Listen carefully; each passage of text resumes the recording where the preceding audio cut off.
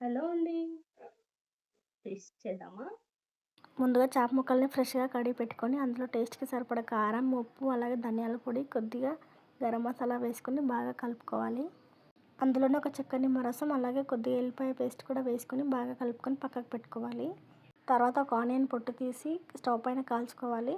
వీడియోలో చూసినట్టుగా ఆనియన్‌ని కాల్చుకొని పక్కకు పెట్టుకోవాలి. తర్వాత స్టవ్ ఆన్ చేసుకొని పెనం పెట్టుకొని బాగా హీట్ ఎక్కిన తర్వాత కొద్ది కొద్ది ఆయిల్ వేసుకుంటూ 2, 3 చేపల్లాగా వేయించుకొని పక్కకు పెట్టుకోవాలి.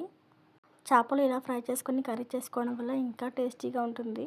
తర్వాత మళ్ళీ స్టవ్ ఆన్ చేసుకొని ఫిష్ మసాలా మొత్తం ఫ్రై చేసుకోవాలి లైట్‌గా. మనం ముందుగానే కాల్చి పెట్టుకున్న ఆనియన్‌ని, అలాగే టమాటా ముక్కల్ని కట్ చేసుకొని, అలాగే ఫ్రై చేసుకున్న మసాలా కూడా వేసుకొని మొత్తం మిక్సీకి పట్టుకోవాలి. పేస్ట్ రెడీ అయిన తర్వాత మళ్ళీ స్టవ్ ఆన్ చేసుకొని కడాయి పెట్టుకొని తగినంత ఆయిల్ వేసుకొని, ఆయిల్ హీట్ ఎక్కిన తర్వాత అందులో కొద్దిగా జీలకర్ర వేసుకొని, మనం మిక్సీ పట్టుకున్న పేస్ట్ ఉంటుంది కదా, ఆ పేస్ట్ కూడా వేసుకొని తగినంత కారం, ఉప్పు, పసుపు వేసుకొని కలుపుకోవాలి. పులుసు బాగా మరిగేటప్పుడు మనం ఫ్రై చేసుకున్న చేప ముక్కలు కూడా వేసుకోవాలి. చేప ముక్కలు వేసిన తర్వాత మళ్ళీ మళ్ళీ అసలు కలపొద్దు. 5 మినిట్స్‌కి ఒకసారి కలుపుకుంటే సరిపోతుంది. లాస్ట్‌లో కొద్దిగా కొత్తిమీర, పుదీనా, కరివేపాకు వేసుకుంటే వేడివేడిగా చేపల పులుసు అయితే రెడీ. వీడియోస్ కనుక మీకు నచ్చినట్లయితే లైక్ అండ్ సబ్స్క్రైబ్.